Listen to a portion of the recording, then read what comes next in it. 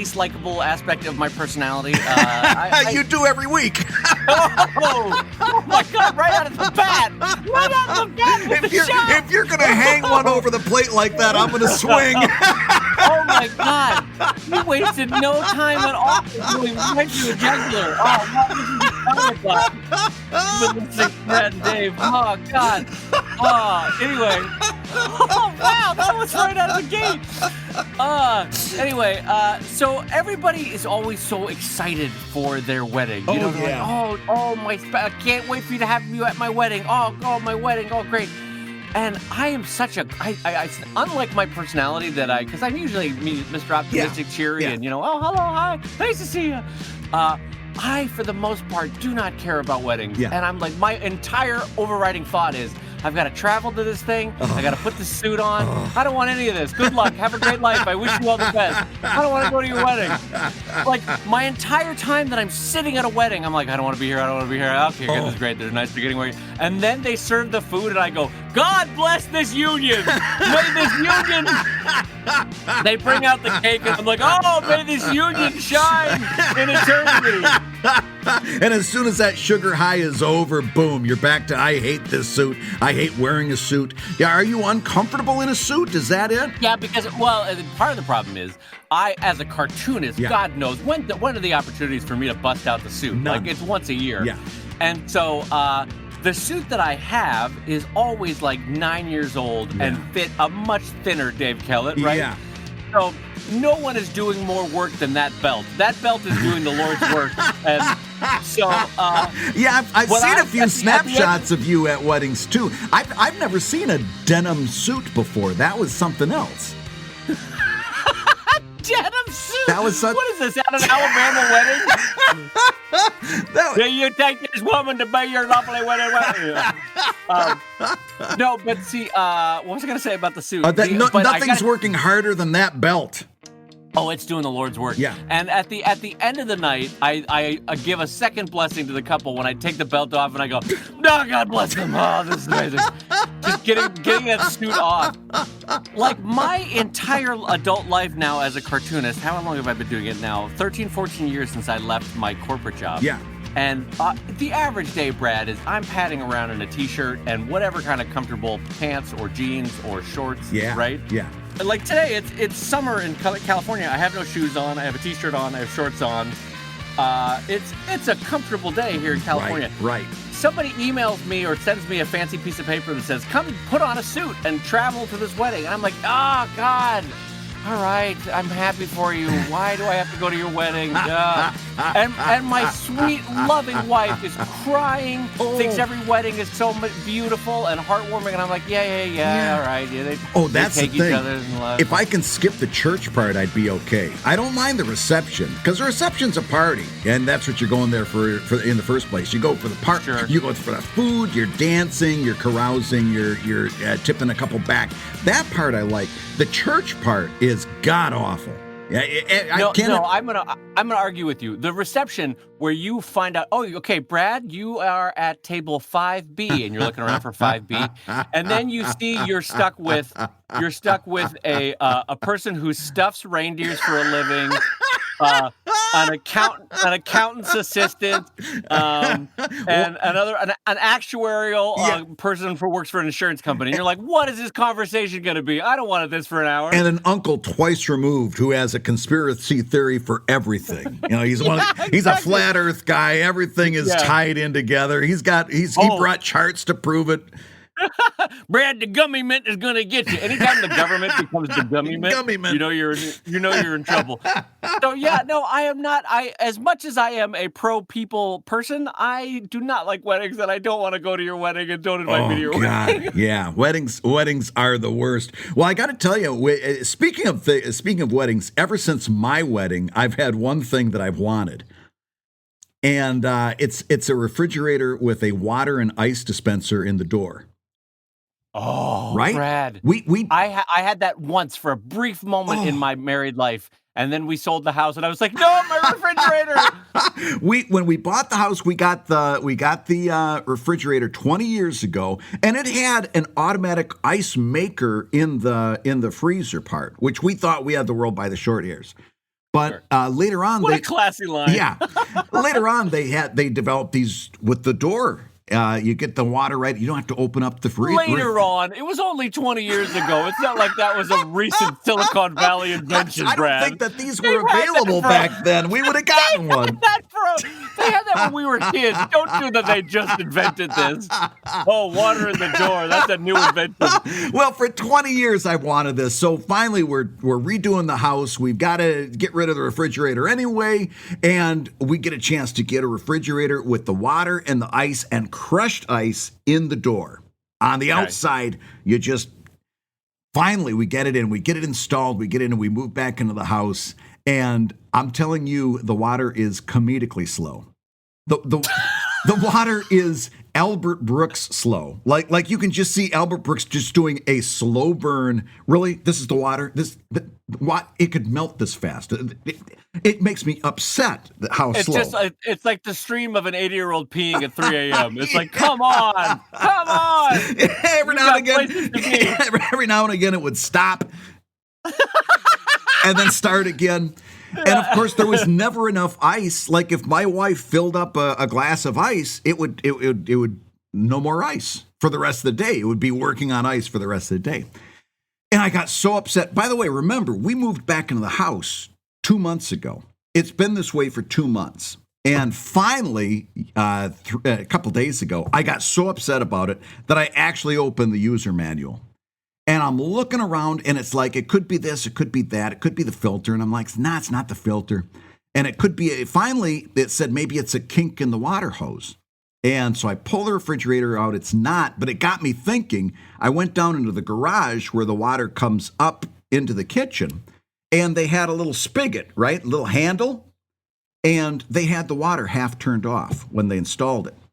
So they never turned it back on. So I call up to my wife. I said, I'm going to turn this handle. Tell me what happens. All of a sudden, it's normal.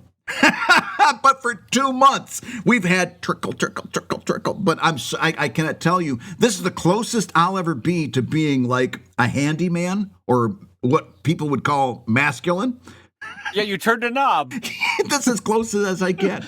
That's as close. I solved the problem. I've been trumpeting. The house has heard nothing but my stories of triumph. You're standing in the living room like Superman stance, like arms on the waist, legs out. You're like da da da. Anytime anyone goes to fill up their water at the refrigerator, I'm standing right there.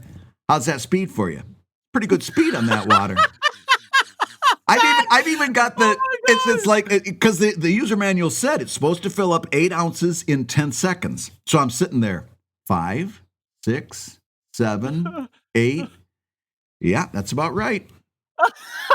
And that's what, all of a sudden you're a hydrodynamic expert. You're like, oh yeah, that's what you want. Sure. We got about 8 seconds on that one. Yeah. All right. And since the water pressure's right, we got ice now. I'm telling you, I will never do better as a handyman than I have this week. I'm gonna chime in on that because Brad, for the love of Pete, I had the same thing happen as a husband where we've had these pictures out in the garage that in quarantine I find I'm gonna hang those pictures that we, since the move, 2 years we moved. And I haven't hung these pictures up. Arguably they're pretty tricky pictures to frame, but they're just it's just putting a drill in the wall, and that's it, right? I hang the pictures, and then Glow, by the end of the day, she's like, "This is the 9th time you've asked me how good they look. They look great. You did a great job." Because I just wanted praise so bad. I was like, how about those pictures, huh? Yeah. Don't those pictures look great? Wow, they really brighten up the room. Wow, those pictures. And she's like, I get it. You did a great job. There's something about you. You need the praise. It's like, we're never going to go out and kill a velociraptor for dinner. That's never going to happen. What again? What was that? A velociraptor. You're never going to What was that? What was that animal? One more time, just for everybody at home. Velociraptor. You're not. Oh, well, sorry. Well, it's a dinosaur. You're never going to kill a dinosaur for dinner and get that kind of response from your mate when you come back to the cave. This is as close as we're going to get. I had to laugh because you were saying, I think you were put an A into Velociraptor, so it became Velociraptor. Velociraptor. That's a Velociraptor from Chicago. Hey, welcome to the Velociraptor show. We're going to talk about Velociraptors, how to make sausages with Velociraptors. And remember, you can get your Velociraptor files over on Dropbox. And draft bags. All right, everybody. On that note, I'm going to say hello, everybody, and welcome to ComicLab, the show about making comics. And making a living from comics. I'm Brad Geiger, editor of Webcomics.com and creator of Evil Inc. Well, we lost it, so I'll lose it completely. And I'm his friend Dave Keller. I thought I was doing great. No, you're doing great, man. Everybody loves you. And I'm his friend Dave Keller, cartoonist of Drive and Sheldon and co-director of Strip. And this week's hour of comics advice is brought to you by your support at patreon.com/ComicLab. So Dave, let's talk comics. Let's talk comics, friends, and let's remind everybody that there is a special offer going on for ComicLab right now that, frankly, I'll be honest, Brad, we're giving away too much. We got a little carried away here. We're kind of giving away the horse, and what do they say, the milk and the horse, or cow? The milk and the horse. We're giving away the milk and the horse. I messed it up. Oh, that poor horse. Why buy the horse when you can get the milk for free? Gross. The horse is like, don't involve me in this. Anyway, if you join up with ComicLab at the $5 level by 4th of July, $5 level, 4th of July, just remember 4th of July, remember the holiday that you're not going to be going anywhere for. Remember that holiday. Yes. If you're at ComicLab at the $5 level on Patreon, you will get an ebook of how to make webcomics, an ebook of Brad's excellent Webcomics Handbook, an ebook of my multiple 100-page Drive Act 1, another fantastic book from Brad, the ebook of Evil Inc. Under New Management. You're going to get the special Zoom Cocktails with ComicLab, which Brad and I have never done before, which is going to be a delight. It'll be a massive Zoom gathering of all the ComicLab folks and Brad and I with a delicious, tasty beverage. Yeah. And then, in addition to that, you're going to get everything else that you normally get at Patreon. You'll get the show early every week. You'll get 50, maybe 60 hours of exclusive podcasts that we recorded just for patrons called ProTips. And you'll get to ask a question on the show, which makes the show more fun for us and makes it more useful to you. So join us for the special offer at patreon.com/ComicLab by July 4th at the $5 level, and you will get 4 ebooks, Cocktails with ComicLab, the show's early, 50 hours of pro tips, and ask a question. Bradley J. Geiger, why would anyone pass that up? Why would they pass it up? They couldn't. You couldn't. And I'm telling you, out of all that stuff, the part that I'm honestly kind of the most excited and proud of, that ComicLab Discord server. It's so fun to watch people pop into that for the first time, and they start scanning all the conversation that has been there recently. And they're always amazed at not only the level of Discord, but the supportiveness, the friendliness, and just the intelligence of, there's people talking about webcomics at a really high level. You don't have to slow down for the people who are like, how do I get backers? Or how do I, and that's okay if that's your question, but it's like, how do I draw a straight line? You know, where do I find lettering? These people are talking about those issues, but also talking about things at a really, savvy level of webcomics. And that's the thing that I'm so proud of. It is a super welcoming and kind and supportive group of amateurs, pro-ams, and pros in that Discord server. So you're right. That's another thing to mention as what you get. So definitely join us at the $5 level by the 4th of July for the special offer of ComicLab. And Bradley J. Geiger, before we do anything else, I see our light is blinking. Our special guest is here for the show. Oh, I can't wait for this. So yeah, we're nothing if not professional with 2 guys under blankets over here. It's like Brad's got his comforter that was the night of his marriage, right? It's the lovely comforter. And I've got a U-Haul blanket that I stole from the last move, I think. I'm not sure. I think U-Haul was like, if you don't turn the blankets back in, they charge you some exorbitant fee, right? Oh, do they? Yeah. So this dumb moving blanket probably cost me $75. So I'm like, I'm using it for podcasting. Now I can write it off. Yeah, exactly. Now that stupid mistake is a write-off. When I was younger, my brother and I we had an Atari 800 XL. That was the fancy one. Yeah. So Atari had the 2600 console system, but then they made like personal computers. Yep. There was Atari 400 and an Atari 800, and we played a game called Star Control on it, which was like a vector graphics, almost like a first-person spaceship game. And we would take the TV and put the Atari in front of it, bring it all on the floor, and throw a blanket over it. And so we could feel like we were in a cockpit. And that's what I'm remembering now as I look at Brad. Yeah, I'm Brad- trying to get the. You got to get the ratio just right so that it doesn't kind of slide off midway through the look show. at him, Scott. He's like the hell Floppy is McGee. going on? He's like Floppy McGee over here trying to wrestle with a blanket. There, So, that's much better. Half of Scott, just so you know, half of the podcasting that I do with Brad is Brad doing this and fighting the blanket. Oh God! As he's like trying to make a point about business models, and he's like, I keep waiting for to hear the door open in the background and hear Brad's mom go, "Bradley, go to sleep." With my little flashlight reading comics. Yeah. reading a Hardy Boys at 9 p.m. when he should have been asleep by 8. So before we go any further, let me introduce our guest, our longtime friend and compatriot, Scott Kurtz of Seattle, Washington, flying all the way in to join us here on ComicLab. Thank you for that. Scott, No you know from Table Titans, from PvP Online. Anything else you want to give a shout out to, Scott, at this point, career-wise? Not really. We're doing we do a weekly show every Tuesday night called Dungeon Draw, where myself and Joel Carroll, who's a cartoonist that I met a long time ago at SPX, but kind of reconnected recently online and been hanging out. He and I do a show every Tuesday night called Dungeon Draw, where we draw D&D characters, monsters, items based on the prompts that the audience give us. We do that over Twitch. Corey, my business partner, joins us on that. And so we do that every Tuesday night. You can watch that at our Twitch channel, which is Table Titans. And Nice. lest I forget, because there's always new people out there, PvP you can find at pvponline.com, and Right. Table Titans you can find at tabletitans.com. And then, Scott, what are your Twitter and Instagram handles, if you don't mind me asking? They're both at PvP Online. Gotcha. Yeah, I think so. Yes. So Yes, if you yes. are new to hearing and experiencing Scott's work, definitely go check it out. But we are specifically really excited to talk to you because you are doing something, as Brad and I were chatting right before getting you on the line, something that we don't think we've ever seen as aficionados of comic strips. We're seeing you do something that I don't think we've ever seen before, right, Brad? I was just saying, I know lots of webcomics particularly have rebooted at least once. I mean, I rebooted in 2016. I know a lot of comics that have rebooted at least once. This is going to be the third reboot for PvP, and we wanted to walk through how you made that decision and what's in store for the comic, because we're really kind of in uncharted waters at this point. Yeah, it's pretty exciting.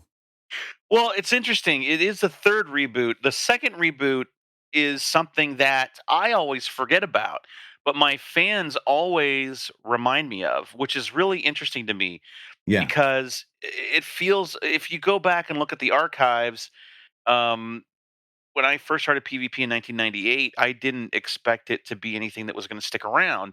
This was not my baby, which is, we've talked about this Right. on old Webcomics Weekly episodes. By the way, I have a special message for both of you from the creator of Adventure Time, Pendleton Ward. Okay. Wow. He was on Dungeon Draw a couple weeks ago, and he wanted to let me know that he used to listen to Webcomics Weekly and take notes. That's And that amazing. That's he fun, loved really? listening to the show. Yeah, he said he was a big fan of Webcomics Weekly. Oh, my Wow. God. Scott, before we move on, can I just say the thing that Brad and I always say is that had Patreon existed, Oh my we God. would never have stopped doing that show. Never have stopped doing Well, we would have maybe. we could have been like the Beatles actively hating Yeah. each other and still be like, nope, I'm cashing that check every week. I am there were doing other what factors. It's funny how Yeah. now we can't get all four of us together at once.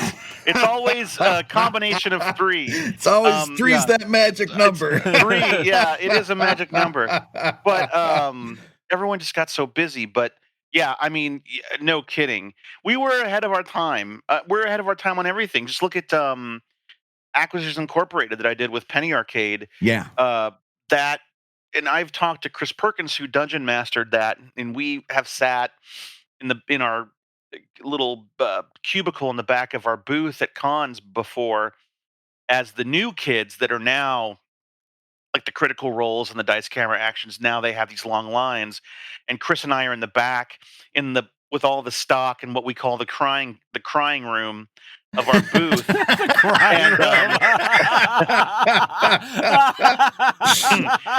And Perkins is like, we started the whole thing and no one knows. And I'm like, I Yeah. know. I know we're the bullet time of D&D podcasts. Yeah. Because if you were to take a kid now, right, Mhm. that's in their late teens and say, I'm going to show you a movie that's going to blow your mind. It's called The Matrix. They're going to look at it and go, I've seen this a million times. Well, Yeah. this was the first one that did that, though. And they're going to Yeah. oh, well, it's a copy of all this. I've seen, Yeah. But anyway, if we had had Patreon back then, I think it would have been huge. It's too bad. Or even Kickstarter. We were Patreon, pre-Kickstarter. We were before all of that stuff, just literally making it up as we went along on Skype and Google Hangouts. And yeah, it was remember an amazing do you guys show. remember TalkShoe? Yes. Oh my gosh, I remember TalkShoe. Yes. Oh wow, this has just now become three old men talking about software platforms. Three old men. Three old men. See how they run. All right. Yeah. Not very well. So in 1998, PvP started. It was just an opportunity for me to make money at cartooning. Right. Because this website was like, we like your comic about that you've been posting about Ultima Online. Can you make another comic about video games for us? And so I made PvP. But when they started to tell me, they came to me and basically said, hey, you have a very good audience, and you've kind of lost interest, and you're not keeping up your schedule, and you're losing people, and it's a real shame because you have a lot more people reading than you think. Yeah. And I said to Angie, oh, this is viable. Like, you could actually, we actually have an audience. I should do this with, a comic strip I actually care about, not one I just kind of threw together. Yeah. And Angie said, no, you don't get to start over. That's all you do is start over. Because at that point, all I had been doing was syndication packages. Right. Yeah. So, and the goal for syndication packages, 25 strips you can then send off to a syndicate. Right. Mhm. So I would get to 12 and go, oh, I figured out how to draw these guys. I'm starting over. And I'd get to another 10. I'm like, oh, I've got a better idea. So it was just her watching me for 2 years, never finished 25 strips. Right. And she said the only reason that you have an audience right now is because you can't start over, because you have to keep making the next strip. Otherwise, they won't pay you. Right. And so if this is your strip, this is what you get. Because keep in mind, we were maybe 2 years married at that time, and I would come home from work and do nothing but the comic. Yeah. So she said, if this strip is not what you want it to be, then just change it into what you want it to be, but you don't get to start over.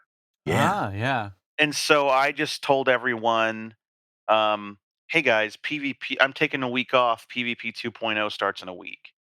Wow. And I just changed the art a little bit and just decided I'm gonna make this the strip that I want it to be. But I didn't really change anything. I just started taking it seriously.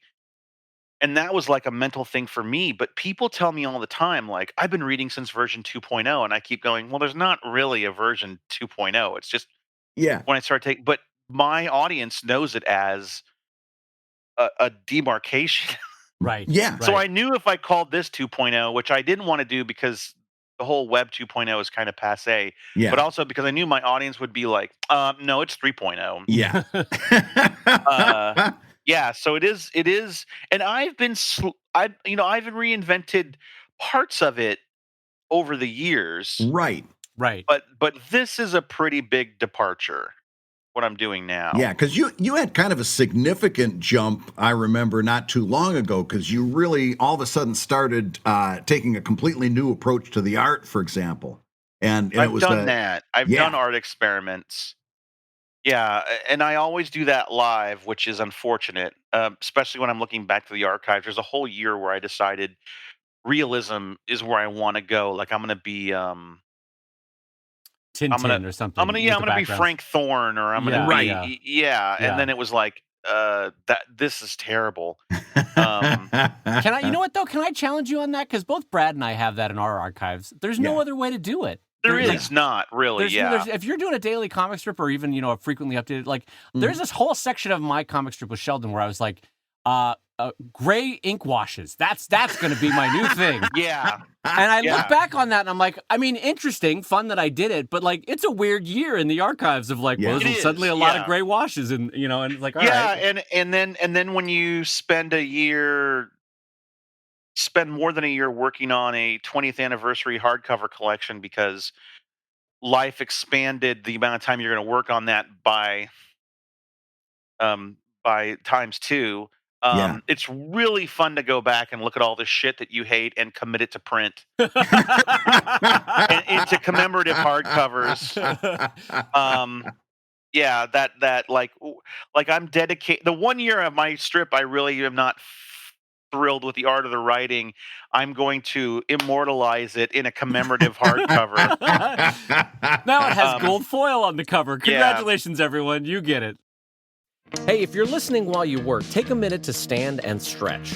And while you're doing that, we're going to tell you why you should join us on Patreon. When you do, you're going to get hours and hours of podcasts that we've recorded just for backers. And exclusive Patreon posts that go even deeper on ComicLab topics. And access to our exclusive Discord server, which is a thriving community of professional cartoonists. So you can support the show you love and get tons of actionable resources for your own cartooning. And listen, if you can't swing a pledge this month, we get it.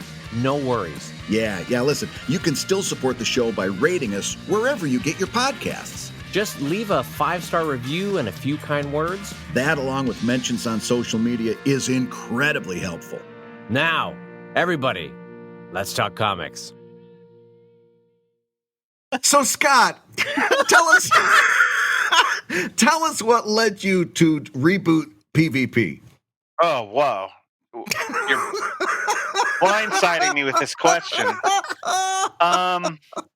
No, it really was kind of a weird perfect storm of events that I think led to me having to make a decision in order for the strip to continue. So in 2018, we decided my dad just had to stop living by himself. We didn't really feel like he was taking very good care of himself, and he was still independent and driving around, but we kind of suspected that like maybe he wasn't driving as good as he could, and we don't think he's really eating the right foods. And we went to visit, and that was all very much confirmed. And so we said, "Hey, Dad, you're moving to Seattle. We're going to get you a condo. You're going to be close, Yeah. and we're going to come out, Brian and I, and we're going to help you decide what in this house of 30 years of memories fits into what one of three piles.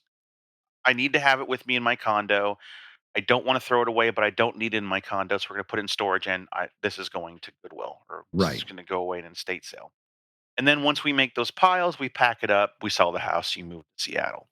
So we're there for about a week, and on the very last day, which by the way got extended because my brother got the flu while he was there, so we would have been home already had Brian not gotten the flu. But on the very last day, my brother wakes me up and says, "Call 911. Dad's had a stroke." Oof. So Brian stayed for another week, and then he finally had to go home. But I was stuck there from January of 2018 until about May, Oh my God. just because Dad had a stroke, was in the hospital, went through inpatient rehab, outpatient rehab. We were about a week away from going to Seattle, and then he has another stroke. Yeah. And so the whole process started again, inpatient, outpatient, getting cleared to travel. So what was going to be a week of my time away from work ended up being 5 months away from work.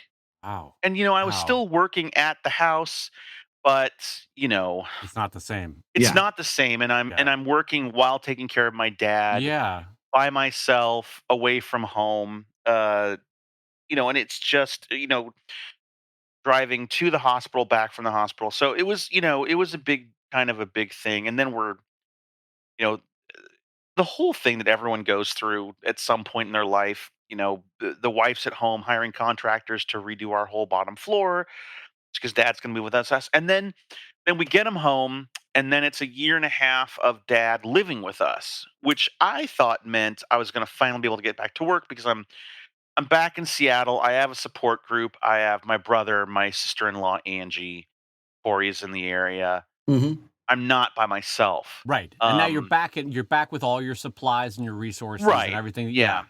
And that was a big lie.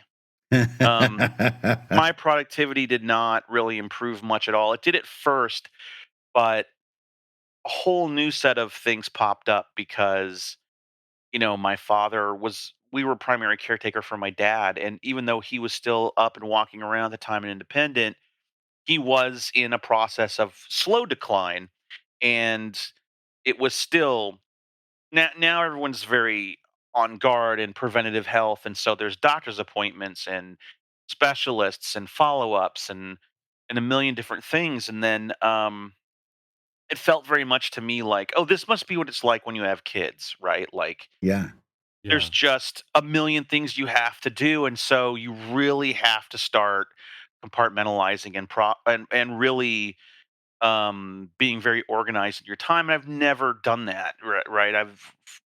I just never have. I've always been very lazy and always winged it. And I've always had all the time in the world because I don't have kids. Right. So I've always Right. been able to fudge it. And I have Right. a wife who understands so um yeah, so what ended up happening basically is that for 2 years maybe I had been working part-time on PvP.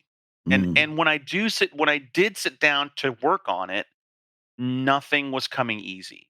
Right. Yeah. Like, then when you do sit down, then when you do get a moment to work, when you do schedule the time and you sit down, nothing happens. Right. You have no ideas, nothing feels right, nothing feels funny. It's not just sitting down to get your work done. It's not a task you can complete. You have to be creative. You have to like for me, and I tell this to everybody all the time because people always ask, and you guys know, they always ask, where do your ideas come from? Yeah. And I always tell them, look, with me, and it might be different for different artists and cartoonists, but for me with PvP especially, input equals output. Yeah. Hmm. Yep. What I'm taking in is what goes out. Yep. And like And you were so taking in sadness, basically. yeah, I've been taking in nothing but Grief. nothing but grief. And Hmm. Yeah. so, people were trying to help me, for a long time and just saying, oh, you should write about what's going on. This is super fascinating. It can help a lot of people. And it's like, you don't understand. I don't want to write about that right now. Yeah. Yeah. Yeah. For for so many reasons.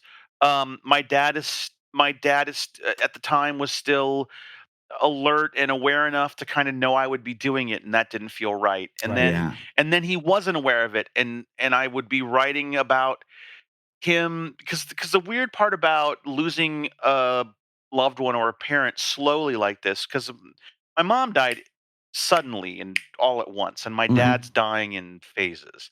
Yeah. Right. So it's this ambiguous loss where he's here and not here at the same time, Right. right? So he's gone. The person I knew is gone. The conversations we had is gone. The relationship we had is gone. And Yeah. I grieve him as if he were gone, Right. but he's here. He's still here. He's in a group home now. He's thriving. He loves it. He's got good days and bad days, but even the bad days, he's still dad. Yeah. But he's not my immediate problem. He's being cared for because he reached the point where it would be my full-time job. He just would need 24-hour care, and I can't do that and do anything else. Right. And so and he saved for it. He did such an amazing job. Beat himself up his whole life. Brad, you know this. You've talked to him Yeah. so many times about not having a 4-year degree. Yeah. He did such a great job saving. He's so covered. Um and we're blessed when it comes to that. But like I sit down to write and I got nothing left. And I have one friend that just kept telling me over and over, "Oh, you should just stop. You're burnt out. You burnt out on it." And I would always go, "No, I'm not burnt out. I still love PvP. I still want to make it." Yeah. Hmm. And they would say, every time, like, "Sounds like burnout to me. Sounds like you're burnt out." Yeah. And I was like, "Look, I know what you're saying, and believe me, most syndicated comic strips go 10 to 15 years, and then for one reason or another, the cartoonist burns out, right? Like Right. Right. they quit, they pass it off to somebody else. Breathed, Trudeau, Hmm. Larson, Watterson, like, eh, you know." But you don't understand. Like, I'm going to be Jim Davis. I'm going to be Charles Schultz. I'm just going to keep Right. going for 50 years. I'm never going to stop. Right. Right. Right? I just won't. Even if no one's reading it, I'll be drawing it for me. Like, I love these characters. Right. And so, um, then the pandemic hit. Hmm. And that was the final nail in the coffin, because I was sitting there watching TV one night, and we watch, so much stuff, and we watch a kind of a whole gambit of shows, and we watch everything from really, what I guess could be considered experimental stuff and really out there stuff, to NCISC type CBS stuff. Like, Yeah. we love it all. And we watched this show called The Rookie. I think it's on ABC. I don't know. It's a Okay. Nathan Fillion show. Right. Mhm. And they're cops, right? They're cops out in the streets. And I'm watching it, and I'm like, I'm not enjoying this. I don't want to keep watching this show, because no one is dealing with the pandemic in it. Like, Right. why aren't, no one's distancing, no one's Right. wearing Nobody. masks. Like, Yeah. this doesn't feel real. Right. It's taking me out of it.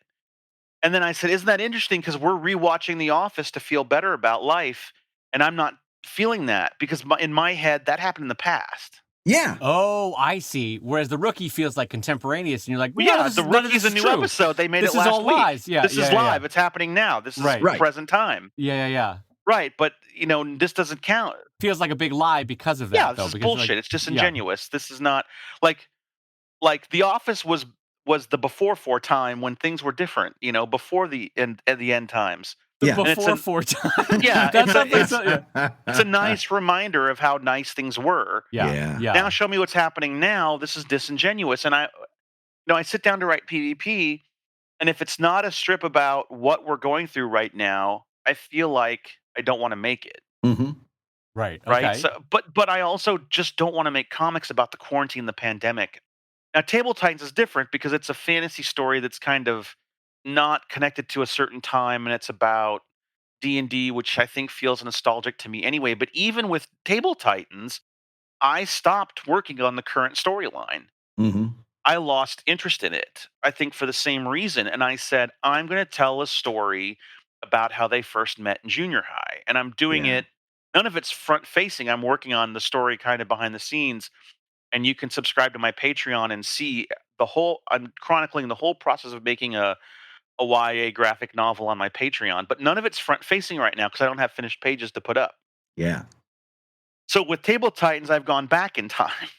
Right? Right, because Yeah.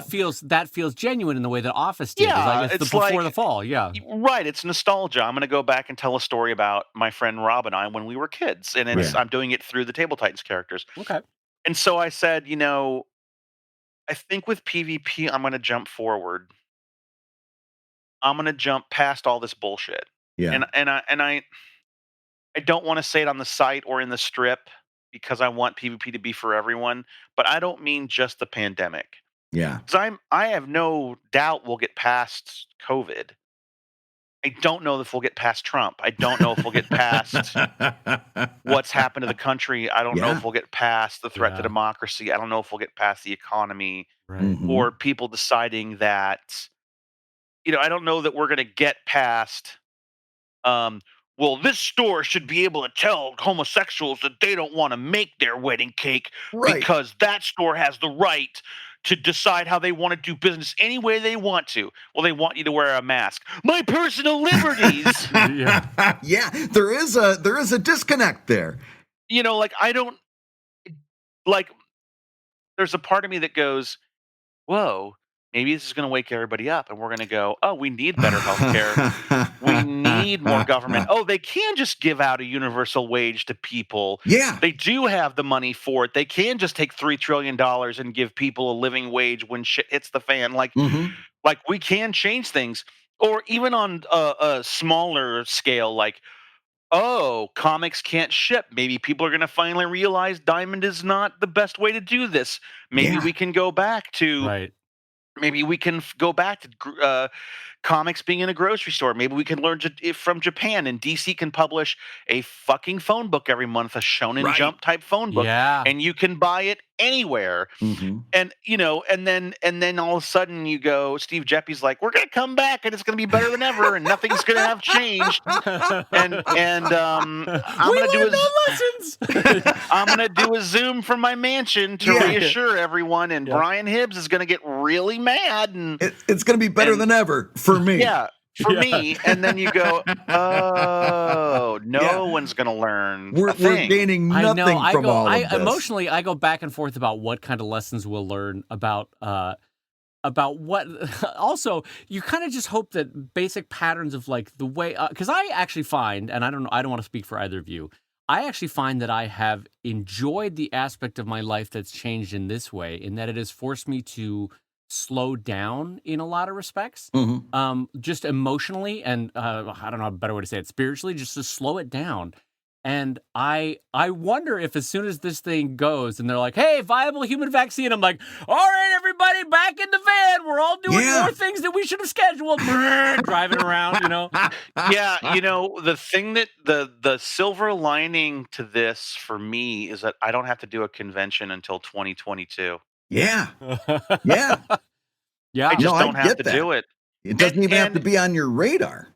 And it's not even that I've aged out of it, which I totally have, because I'll be 50 next year, right? So I'll be 50 years old next year, and I'm getting too old to do cons the way that I used to. Because every time I say, well, I'm too old for cons, I keep thinking about Walt Simonson and Stan Lee in their 60s and 90s. Like they didn't go, well, I'm too old. Stan Lee was like, get me to that fucking show. Yeah.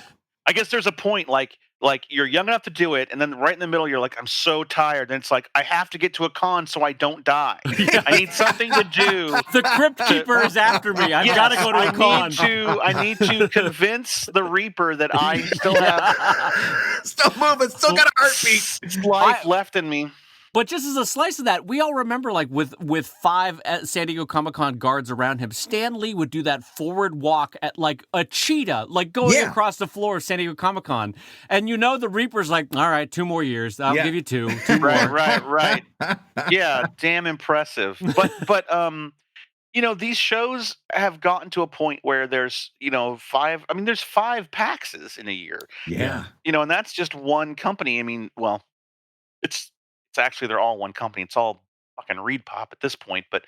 And they put on, we don't even do the comic shows anymore. We just do gaming shows at this point, because that's kind of where our audience migrated to. Yeah. But between PAX, and if I do the PAXs that I'm supposed to do and Gen Con, I'm doing 6 cons in a year, and they're not scheduling them nice. It's January, February, April, then a gap, then August, September, December, January. So it's like, it's too much, and so that's been nice. But anyway, well, no, before we move on from that, I just want to say, because Brad knows this about my personality, and you probably do, Scott, too, is that for the most part I'm a nice guy, but something about the pandemic has also made me very Machiavellian about deciding which companies aren't going to survive. Yes. I look at somebody like Reed Pop and I'm like, they're not making it out. There's no way they survive this. Oh, you don't think? No, because I can tell you, but just the way that they're hoarding cash from Emerald City Comic Con, Brad, San Diego Comic Con is like, here's a refund for your booth if you'd like it back. And I'm like, you go ahead and keep it. You're fine for it. Yeah. Emerald City Comic Con, I reached out to Reed Pop. I'm like, I'd like a refund for my booth. No refunds, because they're clearly hoarding cash. They know, because if you game this out, even if a vaccine were invented the 3rd stage trial was completed today, right? How do you game out? There's not enough factories to produce 300 million vials of a vaccine right now, right? Yeah. So we're not having conventions in 2021. They're going to go into 2022 before they come back. So, and here's what's really interesting is that Reed Pop, I think, could get away with it if it was just up to the attendees. And this is going to sound terrible because these are our fans, but the attendees are fucking stupid. and they're like, I want to get out, and I'm getting that show, and I need to see my Tony Stark prints, and I need to get to my wall of prints so I can get my, the people will show up. But I think what's going to hurt them is I cannot, as an exhibitor, risk the health of and I don't even have employees. Right. I can't risk the health of Corey, Tavis, Marie, the people that come help me at my booth. Yeah. For what? Yeah. Right? So we can make $30,000 one weekend, spend 16, subtract food and travel, and then figure out we made $3,000 for the weekend, which, I mean, when else do you make $3,000 on a weekend? That's amazing. Right. But the trade-off, the return on investment of also potentially infecting everyone in your life. But then exposing any of those people to, or us giving it to someone else, giving it to my neighbor, giving it to a fan or a reader. Like it's ridiculous. And the reason why these guys are waiting and saying, well, we're still hopeful that PAX West could happen, is that until a governor or a city says, we've canceled it, their insurance doesn't kick in. Right. Their act of God clause doesn't kick in until the government says you have to shut this down. And then they go, insurance file, that kind of thing. Right. And I don't blame them, But like, I feel bad for anytime someone emails me like, well, I saw you had to cancel Emerald City Comic Con, but they moved it to August. You're coming to the August show, right? And I always email back like with the gentlest tone, like, let me explain to you how pandemics work. No, I'm not coming. Until there's a viable human vaccine and it's producible to a herd immunity. No, I'm not coming. And that's not going to happen with the current administration because he's taken hydrochloric whatever. I know. Oh God. Oh God. So, I mean, like, it's really funny because I reached out to someone who I found out recently. This is new for my late 40s as well. Is discovering on the sly that you're at odds with someone that you didn't know you were at odds with. Oh yeah, really? Where you're like, oh, we're not in good terms, and I'm like, oh, we're not. Like, oh no, there's bad blood there. And it's like, okay, what? I've been busy for 3 years. Like, how did I offend? But like, I'll reach out, and I've reached out to some people and said, hey, man, are you okay? And everyone's like, yeah. And then there's some people that I reach out, and there's just no response. And I'll say to Angie, like, wow, even at the end of all things. I can't get even in the end times. It's not like we had our moments. They're still going to hold a grudge as the world is falling apart. It's that grudge they're going to hold on to. I'm sitting here going beep boop boop boop, and Frodo's like, I'm scared, and Gandalf is like, oh, so are everyone who sees such times. And I'm like, hold on, guys, hold on. Hey man, how's it going? No. Okay, well, Mordor. Evidently not. Yeah. Sauron slips the ring back on again. Well, okay, we didn't get that final goodbye. All right. Yeah, it's like we're laying on the side of Mount Doom and the lava's flowing, and I look over and I'm like, I'm really sorry about that time that I told you I was going to let you do a guest strip, but then I didn't. And they're like, fuck you, man. I really wanted that guest strip. Hope that lava stings. Sam looks over and he was like, I can still taste strawberries, but I'm not talking to you. Yeah. Yeah, these are dark times indeed. But anyway, and that's a lot like my comic strip. No, but that does bring us back to, because, okay, let's jump it back in. So you were like, okay, I could, with Table Titans, I want to jump back in the past, nostalgia. PvP, you're like, I want to jump forward past this end times moment. Yeah. And because there will always be a beyond. We all have to admit that. We know enough about history that no matter how bleak the moment, by the way, there's been way worse moments in history. Oh, yes, absolutely. We can't. And we're, even in the middle of all this, we're still doing remarkably well historically. Yeah.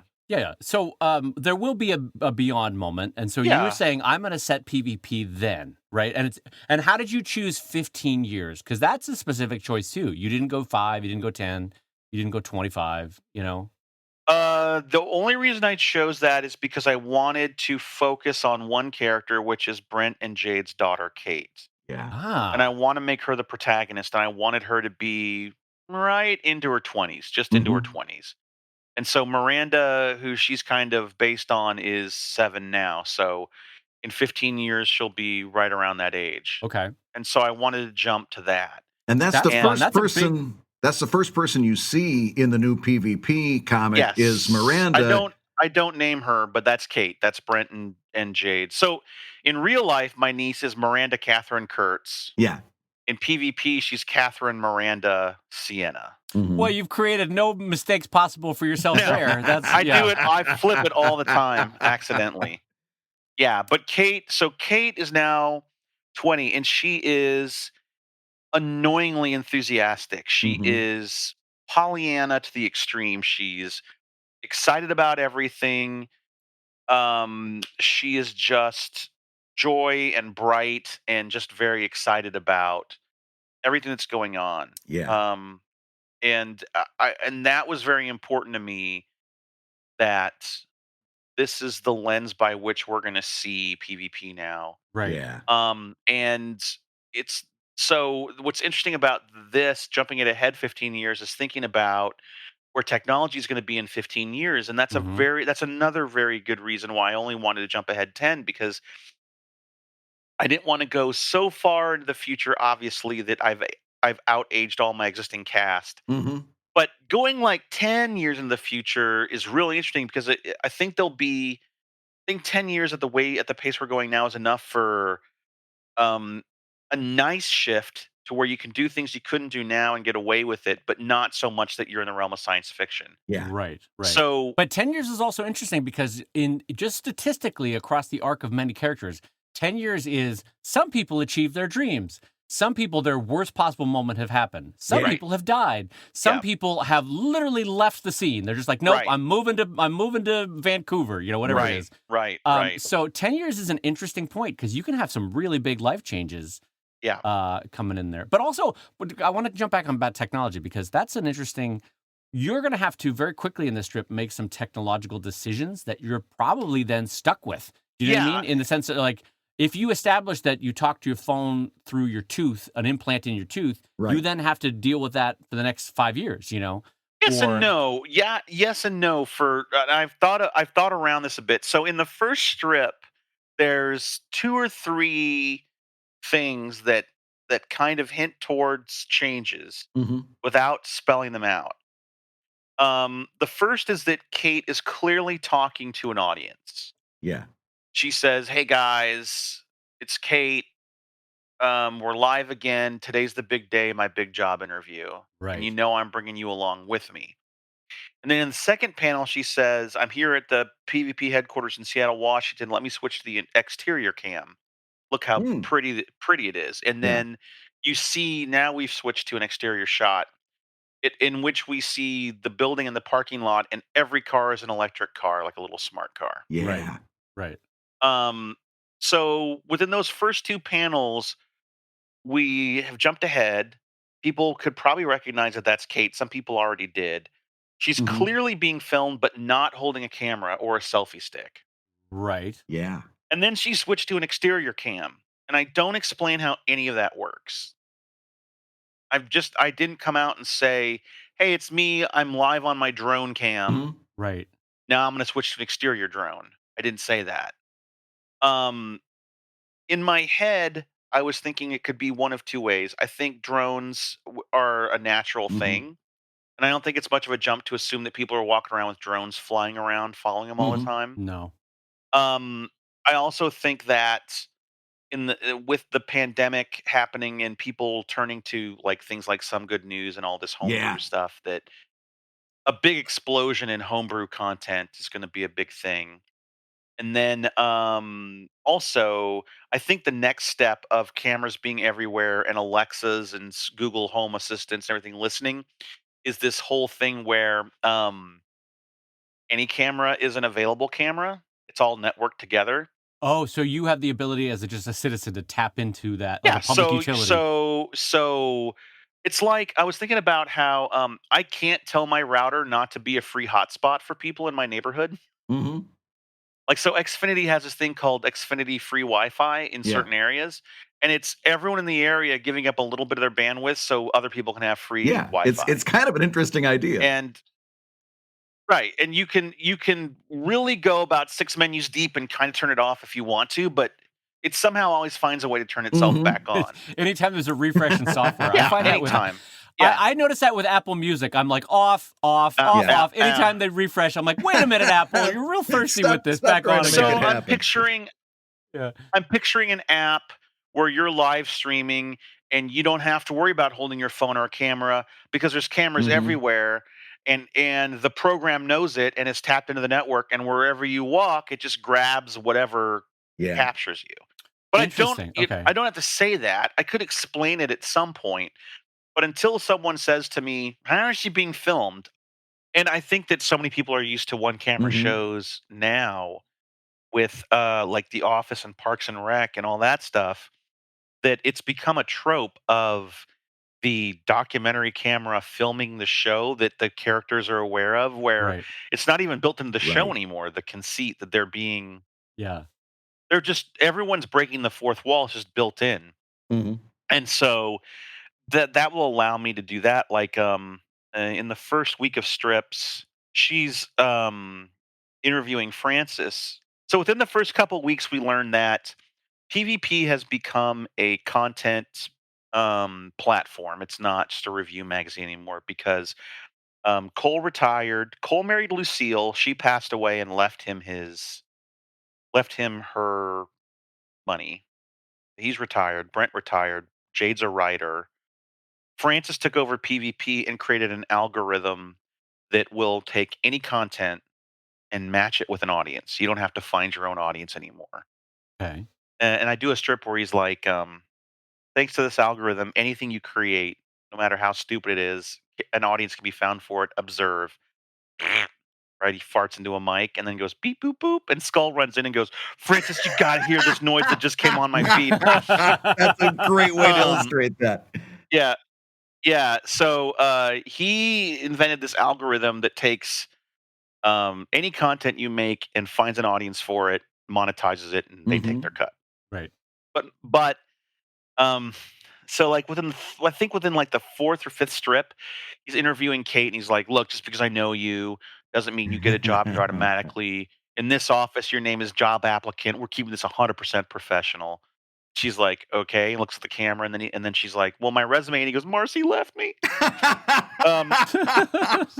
So Marcy, he says that Marcy told him that he needed to stop being a loaf and make something of himself, or she was going to leave him. Mhm. And she's like, "Well, you did." And he goes, "I know." And then I never spent any time with her because I was always working, and she left me anyway. So they're separated. And what you find out a little bit later on is that Francis didn't invent the algorithm. Scratch, sensing his death was imminent, uploaded his consciousness into the cloud and Okay. is the algorithm. Oh, it's such a great idea. Yeah. It's such a great way to make Scratch Fury live on. Yeah. So the Office has like its own Alexa type Jarvis thing, and it's the Scratch But it's Scratch. system. Yeah, it's And now, are you going to have some kind of physical interface that, like a screen or something? it'll that be a pops up for screen. Yeah, character he'll be on monitors and stuff. And I think at some point I might do a storyline where he like 3D prints something for himself that he for can. himself? Yeah, Yeah. That's fun. I can see that happening. But Yeah. yeah, but yeah, I think I said that. But this is a fun big swing in the sense that you've decided basically to switch a slice of life comic for today into, and you can tell me if I'm wrong here, into a sci-fi comic slice of life, right? Like Yeah, I guess so. It's a little bit. It's definitely it definitely takes it a little bit out of the now. Mhm. I mean, for obvious reasons as to why, and does a little bit more character driven stuff. Obviously, I can't talk about current events since they're 10 years in the future. Right. Right. right, and you'll have to create current events. I'll have to, you know, like- I'll have to invent current events, or I'll have to invent little things, and I'm trying to think about how I want to dance around that because everything becomes a commentary, right? At that point. Yeah. right. So if I want to have them talk about the latest Marvel movie, I can't just think about that. I got to think about what's the Marvel movies going to be in another 10 years, that everyone decides superhero movies are shit and they abandon it, or is it this big thing and there's now a Marvel channel? Or are they fourth tier deep on Marvel characters and Paste Pot Pete has his own movie? You know now? what? I was just gonna say, like, I can't believe they're making a Four Bush Man. show. It's like Daredevil season 12. They finally got the Stilt Man. I can't believe it. Stilt Man. Who knew I was going to grow up and finally see Stilt Man?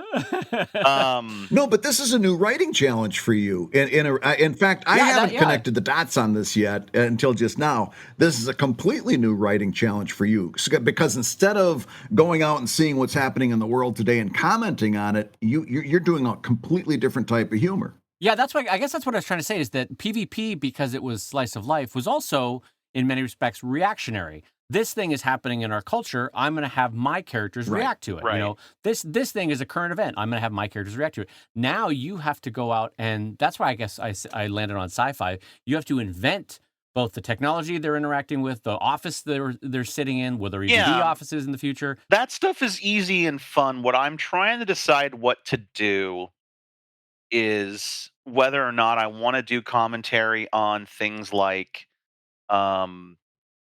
we've jumped in the future. We're not going to say it, but obviously Trump isn't president anymore. Mm-hmm. And we've learned our lesson and we've leaned more liberal again.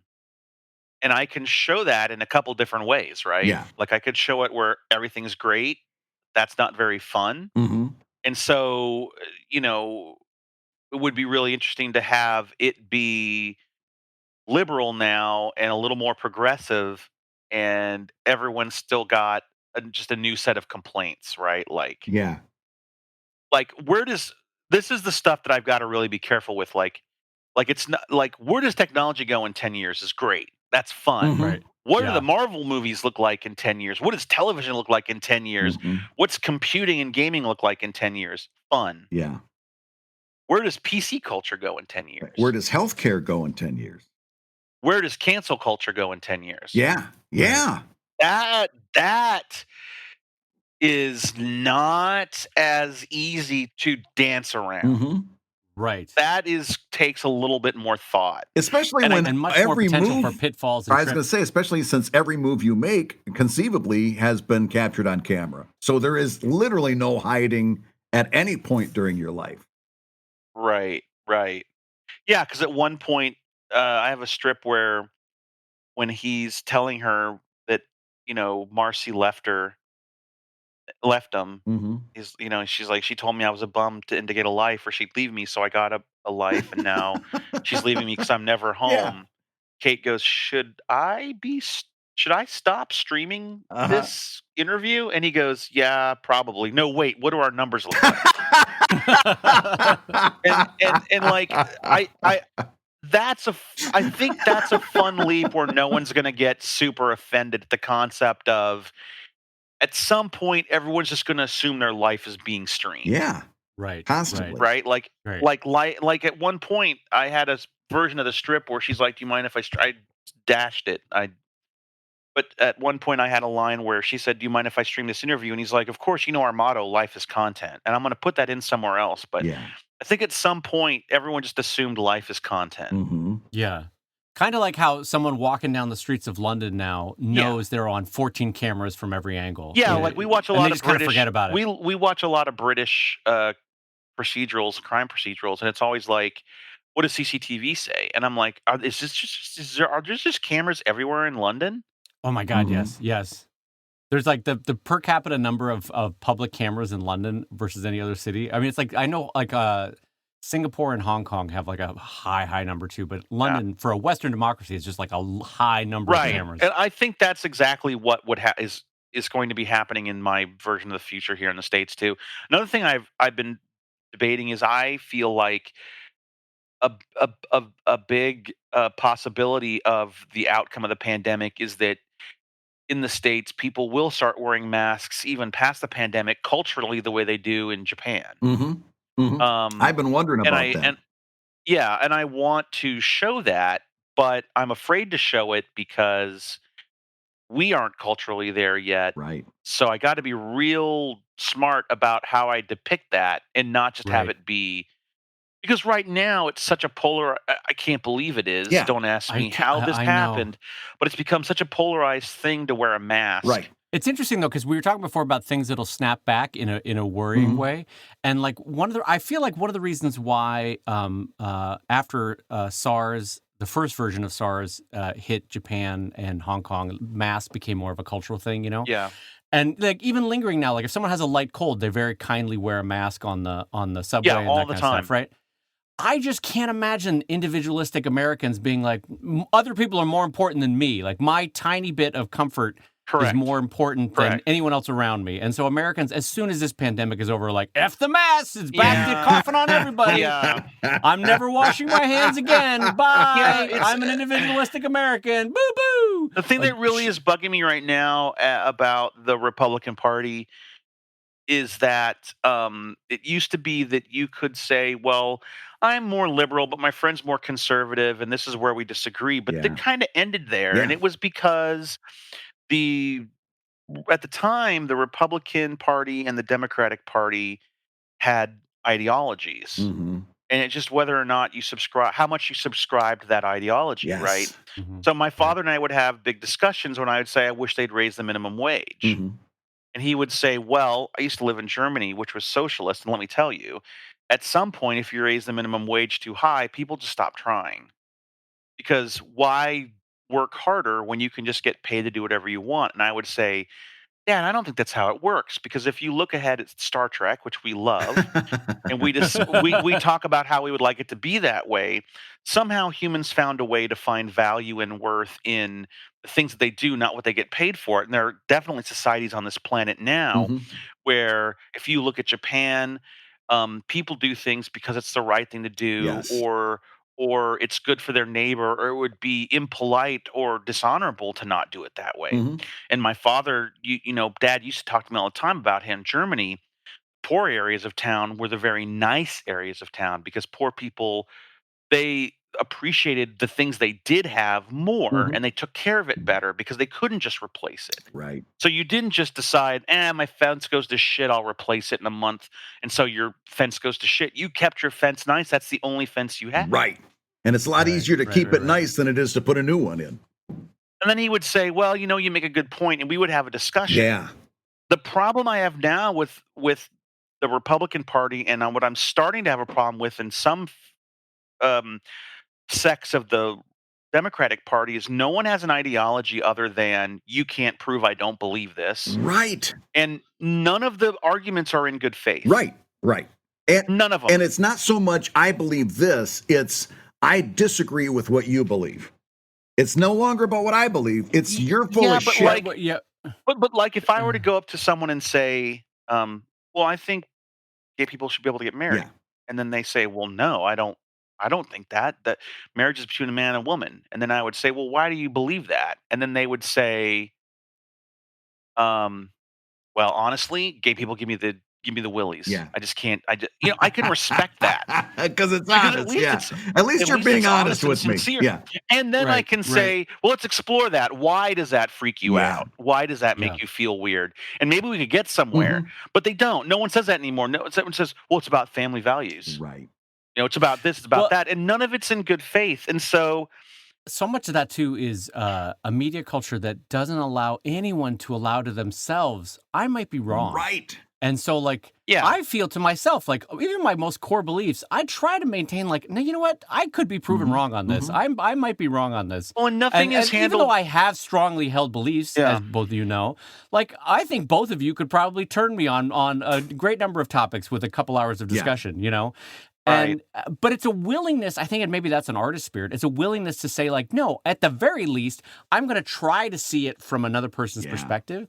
And this is just not a time in human history where people want to say, in good faith, I will listen to what you have to say. I'll at least contemplate the angle you're Mhm. coming at, and maybe you'll change my mind. It's always like, as Brad was saying, I am in opposition to you, and therefore I am right because I am like the oppositional nature of it makes it the correct Well, and angle, everything's binary, right? Everything is either Yes. Right. 100% great or 100% shit. Right. So you're either completely altruistic or you're Harvey Weinstein. There's no dimmer switch. Yeah. There's nothing in between. Mhm. And people also don't consider that internally, mentally, and they've done studies on this. If you think you're doing the right thing, then um, you can convince yourself of anything. So they did this experiment where they have people roll dice, Hmm. a six-sided Right. dice, and if it comes up a one, then you get $1. If it comes up a two, you get $2. If you get roll up a three, you get $3, up to $6.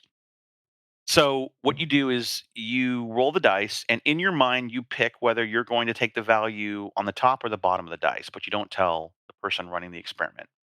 So you say, okay, pick a top or bottom. You got it? Yep. Roll it. Okay. And what they found is when they're keeping the money, um, they lie about which one they chose to get the most money. Mm.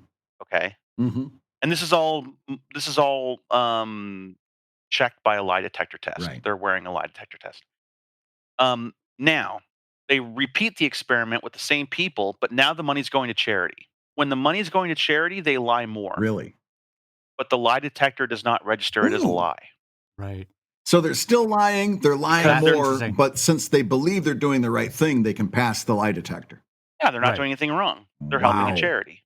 Interesting. So and when you take that and you expand that to more complex things, it's pretty easy. Yeah, and it's like the thing. It's also like a thing that I think all three of us try to do when we write villains is that if you Uh-huh. write a villain as though they themselves do not believe they are a villain, they are the good guy, just maybe having to use extreme methods, that makes a villain infinitely more interesting to write for and Right. to read, Right, right? right. So, but okay, so let me jump you ahead. So how long, and maybe you don't know, and that's fine. How long do you do this version of PvP? Is this like this will get me through the pandemic? Is it this I'll do this for the next 5 years? Have you thought that far ahead? And maybe you don't know yet, and that's also okay. Because like I if someone don't said to me, "What are you doing 5 years from now with Sheldon?" I'd be like, my best. I don't know." Doing my best. yeah, I don't know. And I think that probably what will happen is well, here's I don't know what I'm going to do, but I definitely know what I'm Hmm. not going to do. I am not going to one day decide I'm going back and it was Yeah. all a dream. Brent's not going to wake up and have dreamt this about his daughter. Okay. I'm not going to spend 6 months to 2 years telling stories and then decide it was all a dream or bullshit or not real. Okay. Because I want people to invest themselves in these characters and what happens to them, and they're going to whether I want them to or not at this point anyway. So it's real and it counts and it's important. I don't know that I ever see myself, especially if this works and I like it and enjoy it and develop new characters, because Francis is dealing with Francis is kind of the new Hmm. Cole, right? So he's now in his 40s and he's balding and he's got a pot belly and he doesn't understand Yep. any of these kids that are doing stuff on his platform. He does not understand their personalities, their interests. He Right. doesn't get it. Right. Um, and that's why Katie's here. Katie's going to become community manager for PvP, and she's going to be in charge of all these streamers. So I'm going to be introducing a whole group of characters. And since the algorithm matches any content with an audience, I'm going to have an old guy who does some really weird content and Okay. young guys that are like the 10 years from now version of Ninja streaming Fortnite, Hmm.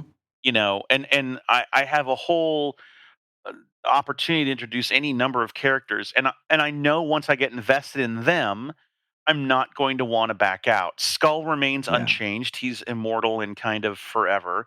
So he won't change. Um, and so Brent at this point and Cole will be in their early 60s. So they're definitely going to change. Same for Jade. I have the hardest time understanding what I'm going to do with them, but the rest is kind of a new strip. Yeah. I Yeah. just don't see myself going back to it, you know? Right. Okay. So you're not going to do like an in betweener where you jump between 10 year or like Hmm. 7 years out. Like you're not going to go back to that. Well, the way that cartoon characters age, at some point Right. I'll catch up. Yeah, that's that's true. Yeah, you will. At some point it'll be 10 years from now and I'll have catched up. Yeah, I could probably make it 7 years and make it work. Yeah, because there will be that little grace period in between. I might only have to make it to Right. November for things to start feeling better, because the pandemic we'll know a little bit more about what's going on with the Mhm. Right. pandemic. We'll know whether we got another 4 years of Trump or Yeah. not. So the things that are going to be that are the things that are scary for me going forward are not if I'm going to go back. I don't plan to go back to the way the strip was because I just don't see how I can do that and Right. enjoy it because nothing's going to go Hmm. back the way it was. The thing that's scary for me and why I want to be in this spot is because a little scary is always where you want Yeah, to yeah, be. yeah. 'Cause it means you're pushing yourself. It means you're trying new Yeah, and things. in some respects, it's probably why. Granted, you had infinitely bigger life events going on, but it probably is also why you had lost steam a little bit on PvP. Is that you had been doing it for the better part of Oh 2 yeah, decades, and you're definitely, like, it's definitely. a little bit like, how can I make a new way of Charlie Brown to not kick the football? You know, you're like, Right. I don't know anymore. Right.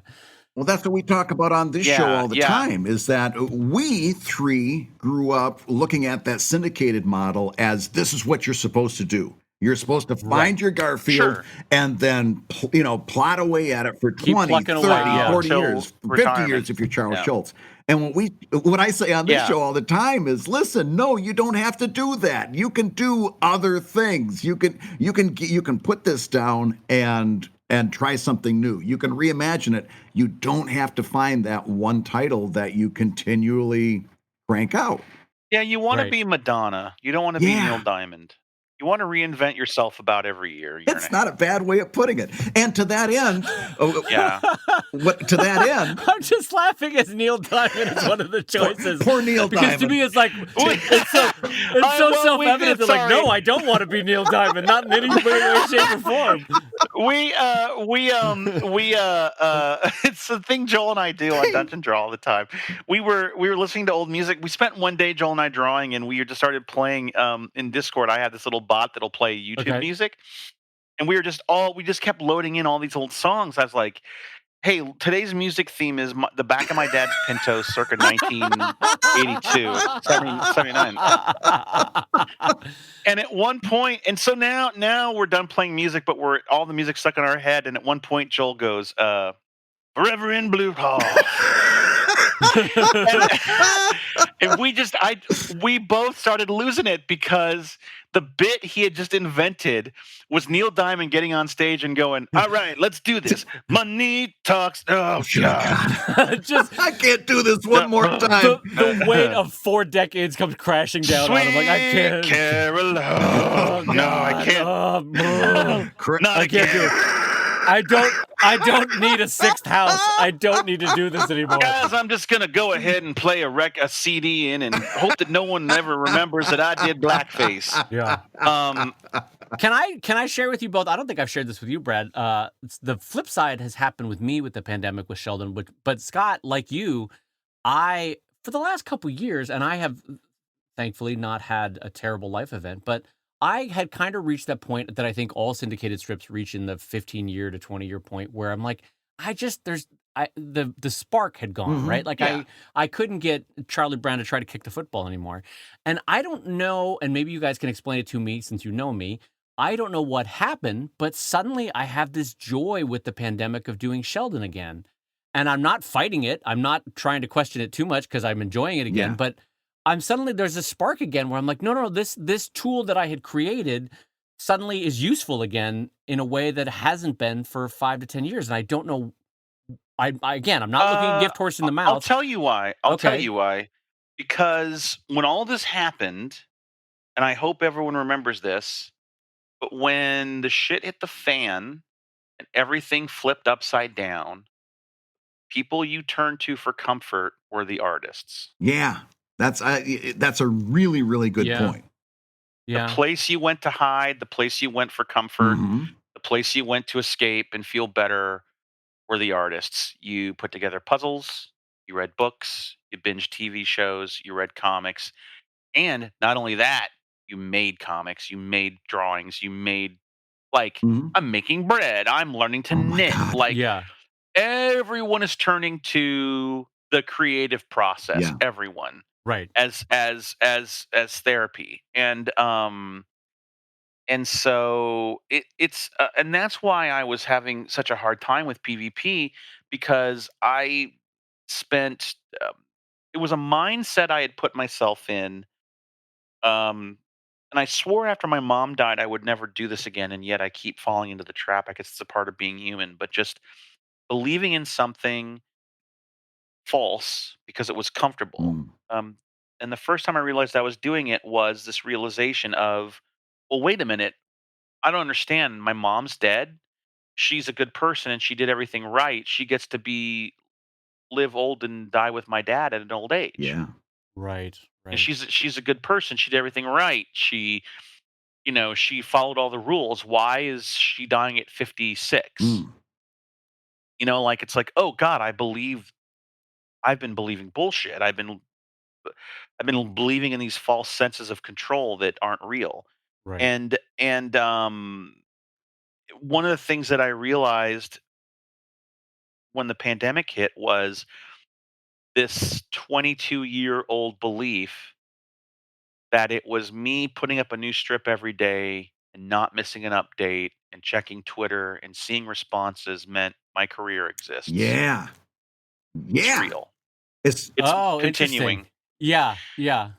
And being jealous of someone like Craig Thompson who disappears for a year and a half and then comes out with a book and then disappears again yeah. and doesn't have that daily, what'd you do for me today? What'd you do for me today? What's coming out today? Like, Right. what's that like? And Right. so the pandemic hit and it was like, so um it's just gonna be hard to remember because it's a day job thing, but I'm just old enough to, or just young enough to have been on the edge of this being a phenomenon. But when you're at work and the network goes down and there's two types of people, there's the type of person that goes, well, shit, now I can't get my work done. Yeah. Yeah. This is going to throw me behind. And other people are like, awesome, I can't work. Yeah. Yeah. Network's down, party time.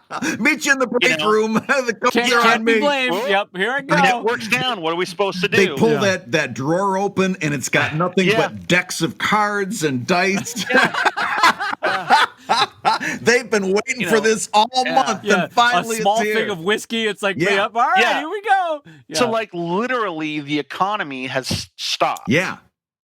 No one's doing anything. And I'm like, Corey and I, like about a month and a half in, he called me. He's like, I can't. He said, I think I finally figured out why we're so depressed because we were really having a hard time. Yeah. And I'm like, tell me. And he's like, we have quarantine FOMO. That's an And I'm interesting like, thought. well, what do you mean? And he goes, well, every single person around us, all of their responsibilities stop. Yeah. I don't have to work. The kids aren't in school. I'm doing puzzles. I'm learning to bake. I'm finally going for hikes. Yes. Our lives haven't changed. Right. We still have deadlines. We I still have know. things to put out. Nothing's changed. We don't have any extra time. No. We don't get to just go for hikes. I don't get to take up some knitting thing that I want to do Yeah. because where's my goddamn comic strip? Right. When's the Kickstarter getting fulfilled? Where's this content? Like nothing's changed for Oh us. my God, I'm so happy to hear you elucidate this because I've had this feeling where family members and I don't want to switch places with them. I'm not saying that, but they'll be like, let's Zoom, let's FaceTime right now. I'm like, I have to work. Like, fuck my you, life hasn't no. changed. Yeah. In fact, it's harder because my assistant is having to work remotely, and it's I And have you've to got- do Not more only physical that, things. not only that, but when I apply for the PPP, they tell me to go fuck myself. Right. Right. Prove it. What's your Yeah. payroll? I don't understand what this business is. Right. Right. Yeah. Yeah, And so- by the way, I got Ruth's Chris in the NBA. I've got to give payment protection program loans to. Yeah.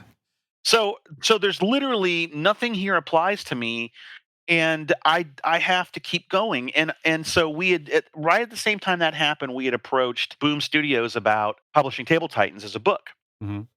Philip Sablik, who is one of the editors there and bigwigs up there, he used to be my Diamond rep. I've known Philip for years, and I said, "Hey, could you guys look at Table Titans? We really kind of want to get it a reach beyond just what we can self-publish." And they were great. And Philip showed it to the whole team, and they were like, "God, we love this. We just don't know where it fits in our schedule in the next 3 years." This was right before the pandemic hit. Mhm. And to his credit, and I get this because we publish, and Corey totally gets it. And so, and Philip is just so amazing. And Philip's like, guys, I don't think we can say yes to this. I don't know where it fits in the next 3 years. Mhm. But let me put you in touch with some other publishers. I think this has a place somewhere. Yeah. And the worst thing he could have said was, we don't know where this fits, but we want it, and then sits on it for 2 years. Right. Like, why? Right. And I right. even said to Philip, like, he's like, we're so sorry. And I'm like, why? you know, if you can't use it, if it doesn't fit your brand, then the best thing you can do is tell me no. Thanks for looking at it. We really appreciate it. And he put us in touch with this other publisher that was like, I want to give this to my acquisitions team. We really love it. I just think it needs a few tweaks. And I was like, okay, well, we're very open to that. This is volume 1 of Table Titans, which we made 6-7 years ago now. Mhm. And she's like, well, if you could make it for young adults and about 200 pages long. Yeah. And I'm like, oh, that kind of a tweak? That's a hell of a tweak. Are you familiar with the Grand Canyon? Can you do what that river did to that If you could take this story, start over, make it for a YA audience, and make it about 3 times as long. Yeah. Then that would be great. That's like when the doctor tells you you're going to feel a little pressure. So I at one point I said I don't know that I agree that this book isn't for all audiences. And she says, well, on the first page, someone orders a mead at a bar, and then a guy walks in with a baby strapped to his chest. And I'm like, okay, you're making that's a fair point. Yeah. I can see how that doesn't necessarily apply to YA. And so I did all this research about YA and middle grade books and what that's about and how those work. And I got really excited, and I was saying to Angie, I think I do want to tell Table Titans as a YA story. I could go back to how they met in junior high, and I really want to do it. She's like, do it. If it excites you, do it. Yeah. And I'm like, I can't. And she's like, why? It's the pandemic. No one's working right now. Do it. Mm-hmm. And I'm like, yeah, but I don't get to not work. Right. I have to keep putting stuff out. She's like, why? Why? Mm-hmm. And I'm like, because if I don't, then the money will stop coming in. And she's like, why? Why do you say that? Mm-hmm. How do you know? I mean, your audience has always taken care of us. So tell them that you need to do this and do it. And PvP is still going, and you're going to find a way to break through on that. Just do it. Just make it. Yeah. So I told everyone I'm going to stop working on Table Titans. I'm working on a young adult graphic novel. If you want to back the Patreon, you can watch me every step of the way. I'm going to go from ideas all the way to pre-press. Yeah. Just chronicle the whole thing on my Patreon. And you've been... Those are 2 big swings at the same time. Yeah. Impressively. And so my Patreon went from, I think, 130 backers to 175 now. Mm-hmm. So that's been in the last month and a half. So it's a slow growth, but it's a steady growth. Yeah. Right. People really like it, and I'm making progress on it. It's the farthest I've ever gotten on making a real story that is not episodic. Because up until this point, everything I make is just like, I have an idea, I have the cast, I'm going to make it up as I go. Yeah, and you'll get to know everyone over time, because it's this happens and this happens. It's situation, right? Mm-hmm. Situation. But that's not a story. Right. That's not 3 acts where there's an arc and someone starts a certain way and ends a certain way and there's a story. That's very, very different. Your wife knows this. She does this all the time. Even within episodic stuff, people do it better than me, because when you sit down to write episodic stuff, I'm sure Gloria talks to you about all the stuff all the time. You have the season arc, and you have the individual episode arcs, and right. There's a beginning, a middle, and an end. And then there's a change over the course of the season, even when it's episodic and even when it's comedy. I mean, but this is very, very different, and it's very, very difficult, because I'm learning a different way to write, and I'm learning that writing is rewriting. And you do a draft, you stop, you start over completely, and then you realize you only kept 1 or 2 things from the first thing. You have a completely different story now. Right. Because you look at it and you go, well, I don't know who my protagonist is, and there's no real story goal here. I need to rethink this. Now I have the structure. Now I have the structure, but it's a boring story. I mean, like, all the pieces are there. We have a goal, we have an arc, and I don't give a shit. So I got to start over again. Like, and none of that. Just for the people out there that need to hear this, put a ballpark figure on it. How many times have you rewritten this story so far, and you're not even really done with rewrites yet? How many times do you think you've scrapped it and restarted it so far? I don't know. I'm on draft 7 now. Yeah. 7 or 8. So it started I out. want you to know, Scott, that your eyes were looking down when you said it, but when you said, so I figured out that writing is rewriting, it was like Brad had just been presented with like a Chuck E. Cheese birthday cake. Like his eyes were like, yes, Yes, yes, yes, that's the point. that's- He lit up behind his little blanket there. It was great. Yeah, I started out where the idea was going to be a group of kids try to start a D&D club, but a bully is trying to stop them. Mhm. To the club is already formed, and they're trying to save it because it's going to be destroyed, not by a bully, but by circumstances. Mhm. And then it changed to the story is actually about the kids that are in the D&D club, and one of them is moving away. And then I wrote a version that was like almost a buddy cop movie, where it was like, I'm moving away. We have one last summer to do something. We're going to go visit Gary Gygax's house, and there's like a truant officer chasing them, That sounds and delightful. and there's a group of LARPers that are trying to get to the same house, and they're at odds with each other, and then I was like, okay, this is now. I don't, now maybe I need to combine the two. Yeah. So, Corey's wife is a writer, and Corey was describing the story to her, and she's like, "This is nothing like anything I'm writing. I want to help him with the story." So she's helping me with this because I keep bouncing back right now between character development and character arcs and structure Yeah. of a story. Mhm. Yeah. And I've been watching a lot of stuff and being studious about it, and everything that I'm hearing is that don't worry so much about writing a plot. If you sit down to write an outline, you'll always get stuck. If you go, I'm going to write my outline now of my story. Mhm. Here's page 1, and you always get stuck. You'll never finish it. But if you start thinking about your characters, what they want, what their intent is, what the obstacles are against that intent, and how they interact with each other, the plot presents itself. I've had multiple Yep. teachers, Yeah. but by the stuff I'm reading and watching on YouTube, tell me that. And so, I can do that, but I can never get both of them to work together because at some point you're supposed to then find the plot and make the structure, and they meld, and I can't get them to meld. And I was about to give up, and I told Shayna, like, I'm just not good at this. I just can't do this. And she's like, no, no, no. This is everyone goes through this. Yeah. This is the hard part. This is where you can't stop. Let me give you some notes. So that's where I'm at right now. But like up on the Patreon, there's a bunch of character design for characters that may not even make it into the final story now. But And that's part of the. it's that's all going to part go into of the value of your Patreon is having that experience. Yeah. In real time, no less. Well, what's really shocking to me is, and what's made the Patreon kind of take off recently are artists that I follow, whose work I've been emulating, trying to learn from, coming in and saying, "This Patreon is fire. I'm learning so much," and I'm like, "What the fuck are you talking about? I'm learning. I subscribe to your Patreon to learn from you. Yeah. Don't come learn from me. Teach me." Yeah, but just to see people go, "Oh, okay, it's not just me." Yeah. Right. Right. Right? You also struggle with this. It's like, yeah, I'm terrible at this. I'm winging it. It's Yeah. crazy. And it's there's comfort in that even for people who are not like doing a long form story right now, just because it's comforting to know that no matter what new format, no matter what new style, no matter what new genre you tackle, there's a learning curve where you go, well, I'm no good at it. Wasn't meant to do it. I should give up. That's it. And everybody has that at some key moment in a new project, a new thing that they're trying. And pushing through that is actually one of the hardest artistic things you have to do for all of us. Is going, no, I'm not good at right now, but if I keep working at it, I will be passively okay at it. Yeah. I'm going to, Yeah. So much of my life has been trying to find the joy in filling the barn with art and not the end goal. I love this story. Go with it. You want me to tell it again? Yes, it's such a good story.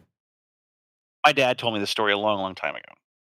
But the story goes that a very wealthy man back in Shakespeare times, I don't know, whatever, in the way in the past.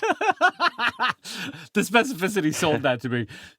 Well, it was about a time when artists exist because they had a patron. Gotcha. Right? Okay. Yep. So a man is a wealthy man, and he owns a horse, a prize horse. And it's the most beautiful horse, and it's just his prized possession. He loves it, and he knows that it's going to die at some point. Yeah. And so he finds an artist and says, "I want to hire you and be your patron. I want you to make me a painting that perfectly captures the essence of this horse, so that even when the horse dies or becomes less of in its prime, I have the painting to remind me of. Mhm. And the artist says, "Yeah, I can do that, but I need the horse for 5 years or 3 years or whatever." And the owner goes, "God, that's a long time. That I don't know if I want to do that." And he goes, "Well, that's what I need if you want the painting." And so the owner of the horse agrees and gives the artist the horse. And then a year later, he shows up, and the artist gives him his horse back, and he gives him a painting. And the man looks at the painting and he just starts to weep, um, because the painting consists of like 2 or 3 brushstrokes that just perfectly capture the essence of the horse, and in such a beautiful way. And it just reduces the man to tears. And as he's about to leave with the painting, he turns to the artist and he says, "Look, I don't mean to insult you, but I just have to ask, because I don't understand your process. W- Why did you need a whole year for 3 brushstrokes?" Mhm. And the artist goes, "Follow me." And he takes him out behind his art house or whatever, to the barn, this big barn with these big front doors. And he opens up one side of the door and then he slides the other door, and they walk into this giant barn. And it's full to the fucking ceiling of sketches and paintings and sculptures. He rebuilt the skeleton of the horse, drawings of the musculature, the 35 books worth of sketches of the mane, Yeah. and it's just discarded stuff everywhere. Just the whole barn is just full of all the shit. And the artist goes, "I had to do all of that for 3 years so that I could draw that." Yeah. Yeah. And my dad kept telling me, like, "Look, the day the guy shows up to hire you, you're on top of the world. Mhm. And the day you deliver the painting, you're on top of the world. And the only thing in the middle is fucking work." Yeah. Yeah. And Yeah. And no one Yeah. understands that. And if you can understand yeah. that, you can be an artist. But that's all that's in the middle. The most of it is just work and failure, fucking failure, over and over and over and over. Well, and that's what we tried. That's the secret to longevity, right? Talking to 3 people that have been doing this a long time, we've each found a way to find joy in filling the barn. Yeah, well, the secret is you have people just watch you fill the barn. The secret is also every 2 to 3 years you take the barn, you collect it into a book, and you put it on Kickstarter. And that's also that's part of the process the artist forgot. So that's Yeah. What's ironic is you would think that would remove the mystery and make people think of you less as an artist. Mhm. But what's sad is that people look at the crap work in the middle and go, "I like this better than the final." Yeah. Yeah. Every time. Yep. Yeah. Dave, I liked Yeah. it better when you were in the gray washes in Sheldon. Scott, I liked your I realistic. like your realistic period. stuff better. I like it when you just do video game jokes. It's all this relationship bullshit. I'm sick of your video game jokes. I miss my stories. Scott's not. Brad, what happened? Brad, what happened to Greystone Inn? I still miss it. You know? Yeah, Scott's not as good as he used to be, and in fact, he probably never was. It's my favorite one. Yeah. What I'm getting a lot now is, which is great. I'm not complaining. Is, "Oh, PvP still around? I haven't read it for years. I'm gonna have to check it out now that you're starting over." Yeah, and that's Yeah. actually a good thing. It's like you'd think that would be disappointing, but it's like, no, this is exactly what's supposed to happen. It's so weird that you should mention that because last week I had someone find me again on Instagram. Yeah. And in the way that, have you ever had this happen where you buy a new computer or your computer breaks and you lose all your bookmarks? Yeah. Or at least Yeah. this used to happen more. You lose all your bookmarks. You basically just start over again. You're like, well, I guess I go to this site, this site, this site, this Right. site. Yeah. Anyway, she lost Sheldon somewhere in her late teens, early 20s, and hasn't checked up on it in 10 years, right? Suddenly she finds it on Instagram. She's like, oh my God, it's still going. Huh? And she's like, oh my God, it's been 10 years of content. Oh my God, look at all these books that I have got. And literally just placed a gigantic order for books and is diving back in. This kid's not a millionaire anymore. Wait, Sheldon hasn't appeared in the comic in 5 years? All right, hold on. To me, it was lovely in the sense of like, I completely stopped existing for her. Right. Yeah. And then there's this like rediscovery and it's magical. And Yeah. there's something sort of wonderful about that. As an artist, you're like, no, I've been doing it the whole time. It's still been up. You and I haven't connected. And She now is buying the barn from me, Yeah. which is lovely. And think of how often throughout the years we've worried and obsessed over losing readers. What happens if I lose readers? When the fact of the matter is that there's infinite numbers of readers out there, and even when you lose readers, sometimes they come back. They're not completely ever lost. Yeah, it's weird to get to this stage in our career where the cycle, we're seeing the other side of that cycle, which is you lose them and, a fresh crop comes in, you lose those people, fresh crop comes in. That happens to all three of us. But now we're at the point where you lose them, they go away, they have kids, they come back, the kids start reading the books, and then they're back in too. And then that's a whole thing that we're all three of us experiencing too. And that's wonderful and weird. And it's just interesting to see what you get to experience when you do cartooning for decades on end. Yeah. And part of it is welcoming people back that have been gone for decades and I always loved this. This brought me joy in this moment. And you know what? Now in the pandemic, I'm back in. I'm ready to go. Let's do it. Yeah, it's nuts. It's been nice. Now I get to sit here for the podcast is over and I get to sit here and think about, do I discuss how masks I'm not gonna fit in the show. I don't know. All right. I was looking at my notes. You can cut this part out, but one of the things I was thinking about was the whole thing about wearing a mask. It's such a white person problem. How's that? Well, for white people, it's whether it's my liberty or not. But what if you were black? What does it mean if you're black and you're wearing a mask to society?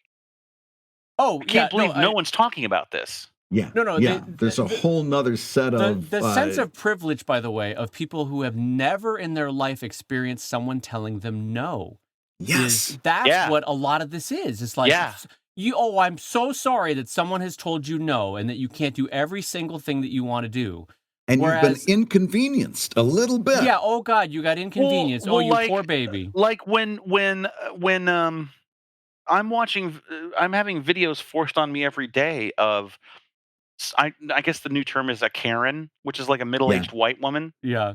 When a Karen has decided that a UPS worker is being suspicious because he's a black man in her neighborhood delivering packages. Right. Now tell that guy he has to wear a mask. Would you want to put a mask on? Because a white dude wearing a mask is being responsible. Right.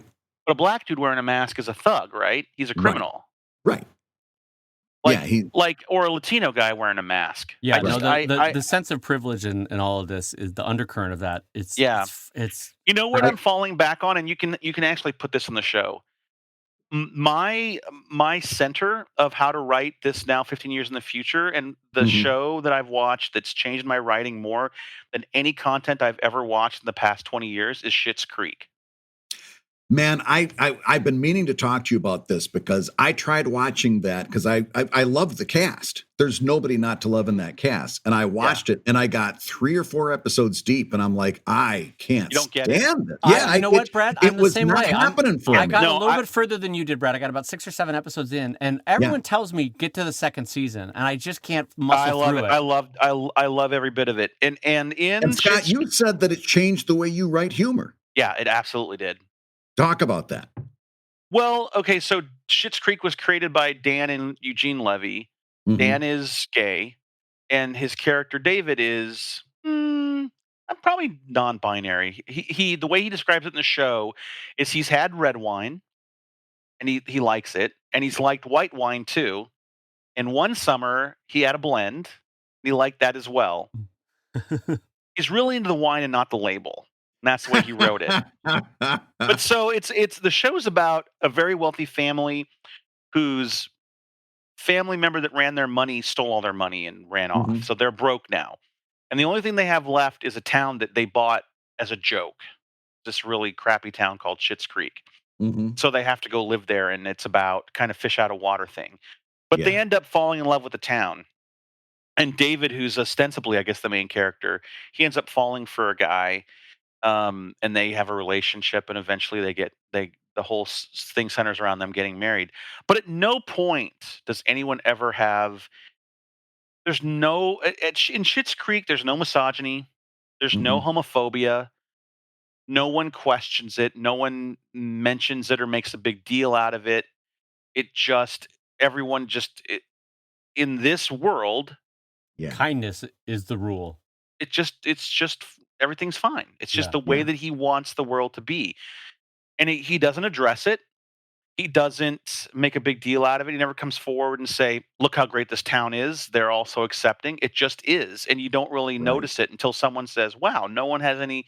There's no character going, "Oh, those two are getting married." Like it's a backwater small town, and even no one Right. cares Right. about There's it. nobody in overalls going, I don't like any of this. Right. Well, there that are kind people in overalls, but no one says that. No, I'm saying no, but Yeah, no, they just- the stereotypes of the person in overalls Right, saying right, it is right. not saying it. Right. Yeah. So when it comes to stuff like what's going to be like in the future, I'm just going with PvP. I'm just going to follow Dan Levy's example and just write what I want it to be like. Right. Right, the world that you want to be. And write it as an accepted reality, not one that's constantly being Not even questioned talk by- about it. No. Yeah, exactly. Well, Well, if that's that- exciting. Go ahead, Brad. You were going to say. I was just going to say, if that's not a button for the show, I don't know what is, because we are now at the 1 hour and 34-minute mark, and I to be honest with you, I could go another hour and 34. This has been a fantastic. I'll be honest. discussion. I need a nap. I'm not the young man I was. I Yeah. can't do this anymore.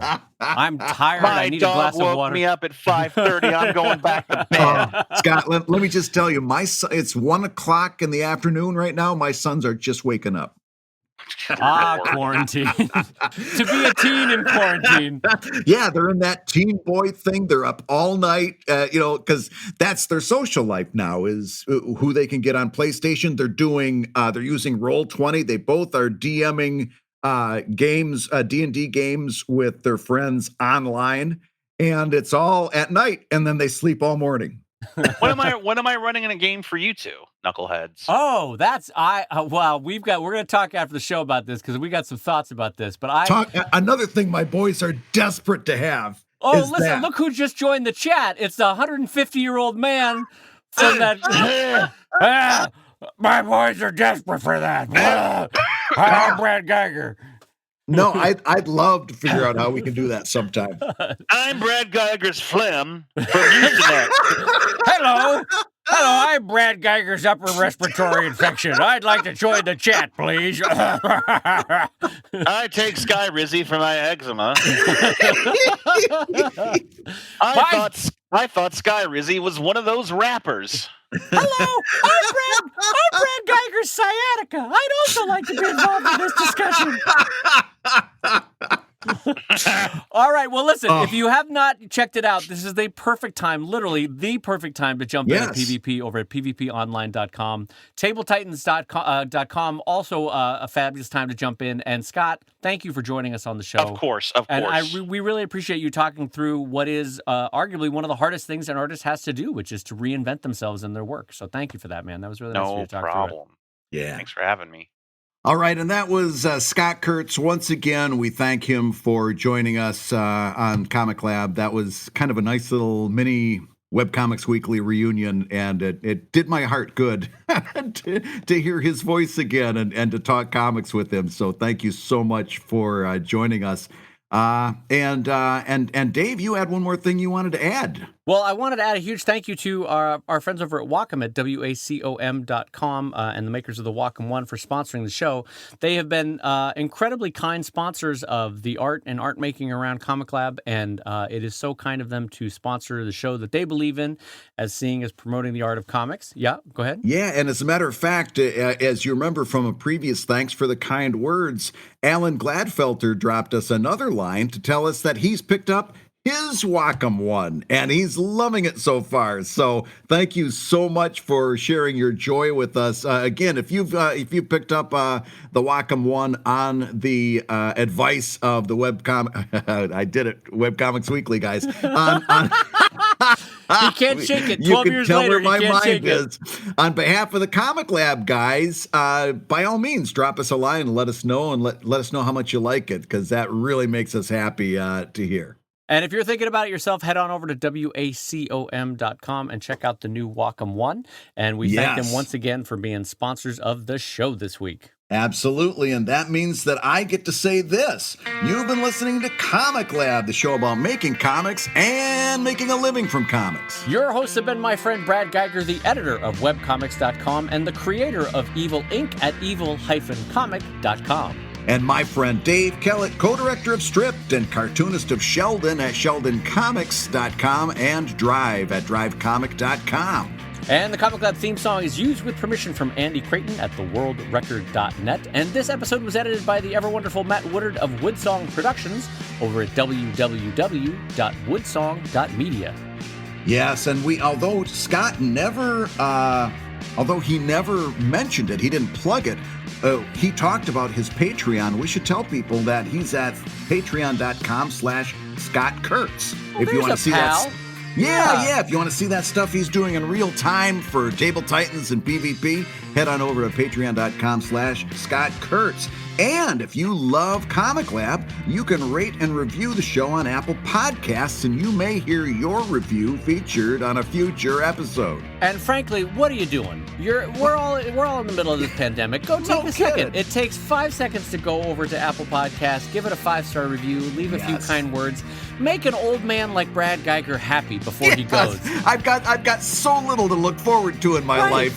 Just I'm asking you for me. I'm asking you all as a friend, before COVID takes him, please go give him 5 stars and a few kind words, and let his final days on this planet go out with a smile. Right, Brad? Yeah. Don't you think that's the nicest way to say that? Like, I could think of one or two nicer ways to say it, but yeah, I think that's the nicest way. I think we can all agree that's the nicest way to have said that. It's definitely in the top 10 or so, yeah.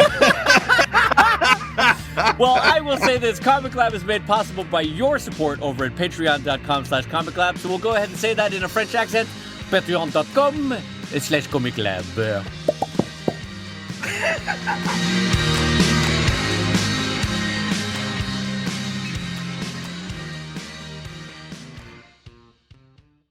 So, Scott, take us through what led you to making this decision to go another reboot. I'm glad you've asked me that for the first time, Brad.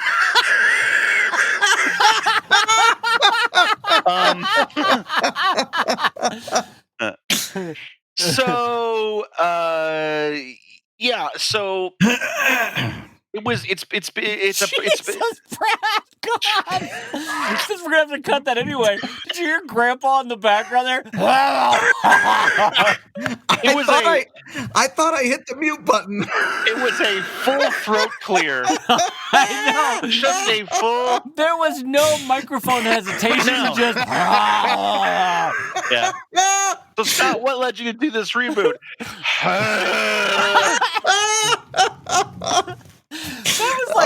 That was like Naked Gun Brad going off to use the bathroom.